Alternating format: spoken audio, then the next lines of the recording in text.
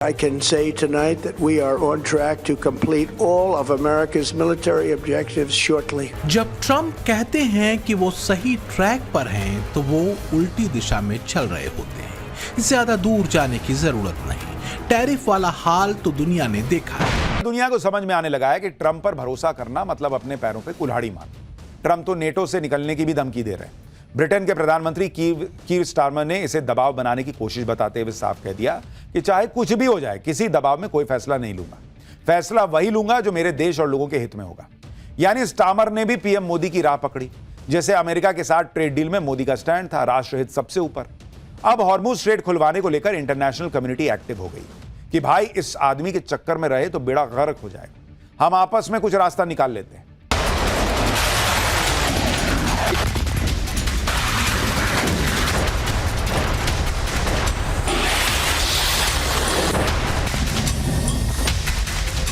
Trump और उनकी team जीत के दावे करने और ईरान की सैन्य शक्ति को खत्म कर देने के दावे करने में मशगूल है, और ईरान हर दावे पर एक मिसाइल दाग देता है। यानी पूरी दुनिया देख रही है कि कैसे ईरान मिसाइल पर मिसाइल दाग रहा है और ट्रम्प डींगे हाँकने में लगे हैं। लेकिन उम्र के 80 के दशक में चल रहे ट्रम्प के बड़बोलेपन ने कहीं अमेरिका के भविष्य को तो दांव पर नहीं लगा दिया है। क्या अमेरिका वास्तव में युद्ध जीत रहा है?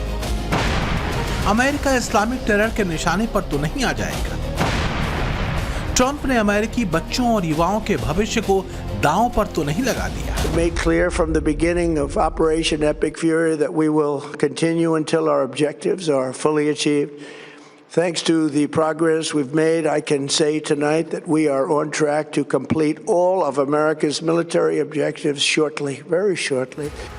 जब ट्रम्प कहते हैं कि वो सही ट्रैक पर हैं, तो वो उल्टी दिशा में चल रहे होते हैं। ज्यादा दूर जाने की जरूरत नहीं। टैरिफ वाला हाल तो दुनिया ने देखा है। ट्रम्प को अमेरिकी सुप्रीम कोर्ट ने कहीं का नहीं छोड़ा, खूब जगहंसाई हुई।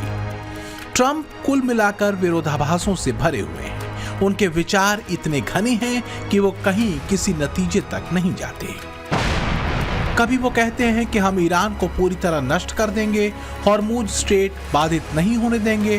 फिर कहते हैं सभी देशों को मिलकर हॉर्मुज खुलवाना चाहिए, अमेरिका को हॉर्मुज की जरूरत नहीं। ट्रम्प चाहते हैं कि उनकी जंग में पूरी दुनिया छलांग लगा दे और अपना बंटाधार करा दे। अगर अमेरिका वाकई सुपर पावर है, ट्रम्प अगर वाकई शांति के मसीहा हैं जैसा कि वो दावा करते हैं, तो फिर युद्ध के समाधान के रास्ते खोजे जाने चाहिए थे, न कि युद्ध को भड़काने की वजह। लेकिन दुर्भाग्य से ट्रम्प पाषाण युग के ऑब्सेशन में खड़े Are systematically dismantling the regime's ability to threaten America or project power outside of their borders. That means eliminating Iran's navy, which is now absolutely destroyed, hurting their air force and their missile program at levels never seen before. They have no anti-aircraft equipment. Their radar is 100% annihilated. We are unstoppable as a military force, and the country has been eviscerated and essentially is really no longer a threat. तो क्या Trump प्रशासन ने Iran की जमीन पर अपना सिर शुतुरमुर्ग की तरह रेत में घुसा रखा है और उसे बाहर सब ठीक लग रहा है? क्या अमेरिकी फाइटर जेट F-15 हवा में उड़ान भरते किसी डिवाइडर से टकरा गया? मुमकिन है ट्रम्प कल को यही थ्योरी लेकर आ भी जाए। फिलहाल तो सच ये है कि अब तक करीब 13 अमेरिकी सैनिक इस जंग में मारे गए हैं और करीब 300 से 370 अमेरिकी सैनिक घायल हैं। 2 बड़े अमेरिकी फाइटर विमान ईरान ने और गिरा दिए। एक पायलट अभी भी लापता बताया जा रहा है। ट्रम्प दावा कर रहे हैं कि ईरान की सैन्य शक्ति वो तबाह कर चुके हैं। सच ये है कि ईरान के निशाने सटीक लग रहे हैं। ईरान ने अमेरिका के M-35 लाइटनिंग II को गिरा दिया, जिसकी कीमत करीब $110 मिलियन थी। इसके अलावा अमेरिका के 4 F-15E विमान भी ईरान ने गिरा दिए, जिनकी कुल कीमत करीब $36 मिलियन थी। ईरान ने अमेरिका के A-10 थंडरबोल्ट 2 विमान को गिरा दिया, जिसकी कीमत करीब $18.8 मिलियन थी। अमेरिका के E-3 सेंट्री अवाक्स को भी ईरान ने गिरा दिया, जिसकी कीमत $270 मिलियन थी। अमेरिका के 2 KC-135 टैंकर विमान भी ईरान ने गिरा दिए, जिसकी कीमत करीब $80 मिलियन थी। इसके अलावा $40 मिलियन के 2 हेलीकॉप्टर्स भी ईरान ने गिरा दिए। तो वहीं 17 MQ-9 रीपर UCAV ईरान ने सटीक निशाना मारकर गिरा दिए, जिनकी कुल कीमत करीब $510 मिलियन थी। कहते हैं जैसा साथ वैसी बुद्धि। ट्रंप ने जब से मुनीर शहबाज को अपना मित्र बनाया है, तब से अपनी इमेज और अमेरिका के रसूख दोनों को रसातल में पहुंचाना शुरू कर दिया है। खास बात यह है कि आज की तारीख में ट्रंप के लिए नोबेल पुरस्कार की चापलूसी करने वाले मुनीर शहबाज जैसे विश्व विदेशकों की श्रेणी में खुद ट्रंप आ खड़े हुए। Nobel Peace Prize, Mr. President, I would like to salute you. वो उतने ही अविश्वसनीय हो चुके हैं जितने कि विश्व मंच पर आतंकिस्तान के ये 2 joker. We've won this. This war has been won.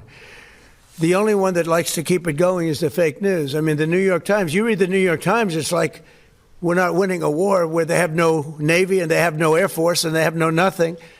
And we literally have planes flying over Tehran and other parts of their country. And yet, if you read the New York Times or if you watch ABC fake news or NBC fake news, you'd say it's a close battle. It's not a close battle. Trump के लिए कड़वा सच ये है कि दुनिया Iran युद्ध को कांटे की टक्कर ही मान रही है। ईरान जवाब दे रहा है और बखूबी दे रहा है। ये भी साबित हो चुका है कि ट्रंप के पास कोई स्थिर और सटीक प्लान नहीं, जिसके सहारे वो इस युद्ध से बाहर निकल सके। वो सिर्फ बतंगड़ बनाने में लगे हैं, लेकिन ट्रंप की सनक ने दुनिया के लिए मुश्किलें बढ़ा दी हैं। दुनिया भर में ईंधन की कीमतें रिकॉर्ड स्तर पर पहुंच गई हैं। करीब 85 देशों में पेट्रोल और डीजल के दाम बढ़े हैं, जिससे कई देशों में तो एनर्जी लॉकडाउन जैसी स्थिति बन चुकी है। लेकिन फिलहाल मोदी के नए भारत में स्थिति कंट्रोल में है। पाकिस्तानी मोदी नीति के कायल हो रहे हैं और मुनीर शहबाज को अपनी बर्बादी के लिए कोस रहे हैं।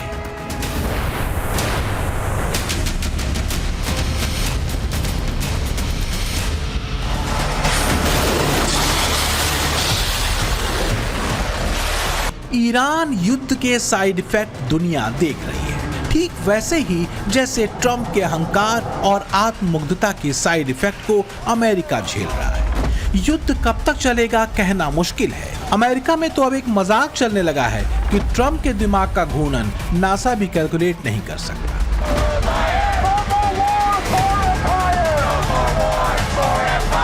और ऐसे व्यक्ति के हाथ में पावर का आना दरअसल उस तरह के हाथ में आने जैसा है। ब्यूरो रिपोर्ट, टाइम्स नाउ, नव भारत। जीरो हमने इन्वेंट किया, हमने बताया दुनिया को, जहां योग है वहां रोग नहीं। सबसे पुरानी सभ्यता है हमारी। गुलामी से तो और देश भी लड़े भाई, पर आजादी के लिए अहिंसा का रास्ता बस हमारा था। अपने पसीने से जमीन सींचता किसान और घर में घुसकर मारने वाले जवान, बस इसी मिट्टी ने जने। इसके हाथ ने जब थामा जज्बा तो इतिहास रचे। कदम बढ़ाए तो चांद का वो हिस्सा चूमा भाई, जहां कोई कभी नहीं पहुंचा। आज पूरी दुनिया में शान से लहरा रहा है तिरंगा, और इसके पीछे है गर्व से भरी अनगिनत कहानियां जो लिखी जा चुकी हैं और लिखी जा रही हैं, जिन्हें मैं सुनाऊंगा आपको राष्ट्रगर्व रोज शाम 6:25 पर।